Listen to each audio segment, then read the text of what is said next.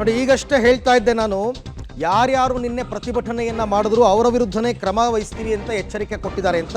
ಕ್ರಮ ಆಗಿದೆ. 12 ಜನ ಹಾಗೂ ಪರೀಕ್ಷಾರ್ಥಿಗಳ ವಿರುದ್ಧ FIR ಆಗಿದೆ. ಪ್ರಶ್ನೆ ಪತ್ರಿಕೆ ಸೋರಿಕೆ ಆಗಿದೆ ಅಂತ ಆರೋಪಿಸಿ ನಿನ್ನೆ ಹೋರಾಟ ಮಾಡಿದರು ಸಿಂಧನೂರಿನಲ್ಲಿ. ಇವರೆಲ್ಲರೂ ಕೂಡ ಸಿಂಧನೂರು ನಗರ ಪೊಲೀಸ್ ಠಾಣೆಯಲ್ಲಿ ಪ್ರಕರಣ ಈಗ ದಾಖಲಾಗಿದೆ. ಪರೀಕ್ಷಾ ಮೇಲ್ವಿಚಾರಕ ಬಸವರಾಜ್ ತಡಕಲ್ ಅವರು ದೂರನ್ನು ಕೊಟ್ಟಿದ್ದಾರೆ.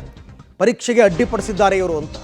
ರಾಯಚೂರಿನ ಸಿಂಧನೂರಿನಲ್ಲಿ PDO ಪರೀಕ್ಷೆ ಅಕ್ರಮ ನಡೆದಿತ್ತು ಅಂತಕ್ಕಂಥ ಆರೋಪದ ಮೇಲೆ ಏನು ನಡೀತು ಅಂತಕ್ಕಂಥದ್ರ ಬಗ್ಗೆ ನಾವೀಗ ವಿವರವನ್ನು ನಿಮಗೆ ಕೊಡ್ತಾ ಇದ್ವಿ. ಆ್ಯಕ್ಚುಲಿ ವಿದ್ಯಾರ್ಥಿಗಳು ಪ್ರೊಟೆಸ್ಟ್ ಮಾಡಿದ್ದು ಪ್ರಶ್ನೆ ಪತ್ರಿಕೆ ಸೋರಿಕೆಯಾಗಿದೆ, ಅಕ್ರಮ ನಡೆದಿದೆ ಅಂತ. ಅದಕ್ಕೆ ನ್ಯಾಯ ಒದಗಿಸ್ಕೊಡ್ಬೇಕಾದವರು ಈಗ ಯಾರ್ಯಾರು ನಿನ್ನೆ ಪ್ರೊಟೆಸ್ಟನ್ನು ಮಾಡಿದಾರೋ ಅವರ ವಿರುದ್ಧವೇ FIR ಅನ್ನು ದಾಖಲು ಮಾಡಿದ್ದಾರೆ. ವಿದ್ಯಾರ್ಥಿಗಳು ಮತ್ತು ಅಲ್ಲಿ ಪ್ರೊಟೆಸ್ಟನ್ನು ಮಾಡಿದಂಥವ್ರು. ನೋಡಿ, ನ್ಯಾಯ ಕೇಳಕ್ಕೆ ಹೋದರೆ ಅವ್ರ ವಿರುದ್ಧನೇ ಕ್ರಮನಾ? ಇದರ ವಿರುದ್ಧ ಯಾರಾದರೂ ಧ್ವನಿ ಎತ್ತಬೇಕು. ಯಾರು ನ್ಯಾಯ ಕೇಳಕ್ಕೆ ಬಂದಿದ್ದಾರೆ ಅವ್ರ ವಿರುದ್ಧನೇ FIR ಮಾಡಿದ್ದಾರೆ. ಮೇಲ್ವಿಚಾರಕ, ಪರೀಕ್ಷಾ ಮೇಲ್ವಿಚಾರಕ ಈಗ ದೂರನ್ನು ಕೊಟ್ಟಿದ್ದಾರೆ ಸಿಂಧನೂರು ಪೊಲೀಸ್ ಸ್ಟೇಷನ್ನಲ್ಲಿ. ಅಂದರೆ ಒಂದು ಸುಲಲಿತವಾಗಿ ನಡೀತಾ ಇದ್ದ ಪರೀಕ್ಷೆಗೆ ಇವರು ಅಡ್ಡಿಪಡಿಸಿದ್ದಾರೆ ಅಂತಕ್ಕಂಥದ್ದು ಆರೋಪ. ಇವೆಲ್ಲವೂ ಕೂಡ ಕಾನೂನು ಹೋರಾಟಗಳಾಗಬೇಕಾಗತ್ತೆ.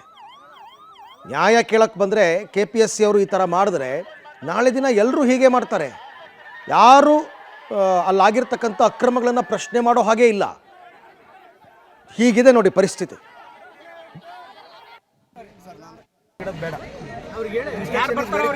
ಯಾರು ಬರ್ತಾರೋ ಅವ್ರು ಬರೀರಿ, ಯಾರು ತಪ್ಪಿತಸ್ಥರಿದ್ದಾರೆ ಯಾರು ಪ್ರೊಟೆಕ್ಷನ್ ಮಾಡುವಂತದಂತೂ ಪ್ರಶ್ನೆನೇ ಇಲ್ಲ. ಯಾಕಂದ್ರೆ ಅಷ್ಟು CCTV ಐತಿ, ಮೊಬೈಲ್ ಜಾಮರ್ ಐತಿ, ಬಾಡಿ ಕ್ಯಾಮ್ರಾ ಅದಾವು, ಎಲ್ಲ ವೇರ್ ಮಾಡ್ಯಾರ. ಎಲ್ಲವೂ pin to pin, bit to bit record ಆಗಿದೆ. ಯಾವನೇ ತಪ್ಪಿತಸ್ಥ ಇರಲಿ, ಸೂಪರ್ವೈಸರು, ಇನ್ವಿಜಿಲೇಟರು ಏನೇ ಇರಲಿ, ಯಾರೇ ಇದ್ರು ರಕ್ಷಣೆ ಮಾಡೋ ಪ್ರಶ್ನೆ ಇಲ್ಲ. ಅದು ಎನ್ಕ್ವೈರಿ ಆದ್ಮೇಲೆ ಗೊತ್ತಾಗುತ್ತೆ. ರೂಮರ್ಸ್ಗಳಿಗೆ ತಲೆ.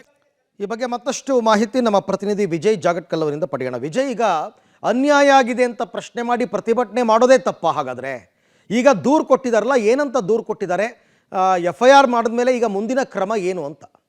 ಖಂಡಿತ ಅರವಿಂದ್, ಏನು ನಿನ್ನೆ ನಡೆದಂತ PDO ಪರೀಕ್ಷೆ ಇದೆ, ಆ ಒಂದು ಪರೀಕ್ಷೆಯಲ್ಲಿ ಏನು ಅನಗತ್ಯವಾಗಿ ಗೊಂದಲವನ್ನ ಸೃಷ್ಟಿ ಮಾಡಿ ಪ್ರತಿಭಟನೆ ಮಾಡುವ ಮೂಲಕ ಇನ್ನಿತರ ಪರೀಕ್ಷಾರ್ಥಿಗಳಲ್ಲೂ ಕೂಡ ಗೊಂದಲವನ್ನ ಸೃಷ್ಟಿ ಮಾಡಿ ಎಲ್ಲರೂ ಕೂಡ ಪ್ರೊಟೆಸ್ಟ್ಗೆ ಹೋಗುವಂತೆ ಮಾಡಿದ್ದಾರೆ ಅನ್ನುವಂತ ಆರೋಪದಲ್ಲಿ ಈಗ 12 ಜನ ವಿದ್ಯಾರ್ಥಿಗಳನ್ನ ಹೆಸರು ಮೆನ್ಷನ್ ಮಾಡಿ ಮತ್ತು ಇತರರು ಅಂತ ಹೇಳಿ ಸುಮಾರು ಒಂದು 15ರಿಂದ 20 ಜನ ವಿದ್ಯಾರ್ಥಿಗಳ ಮೇಲೆ ಈಗ ಸಿಂಧನೂರು ನಗರ ಠಾಣೆಯಲ್ಲಿ FIR ಆಗಿರುವಂತದ್ದು.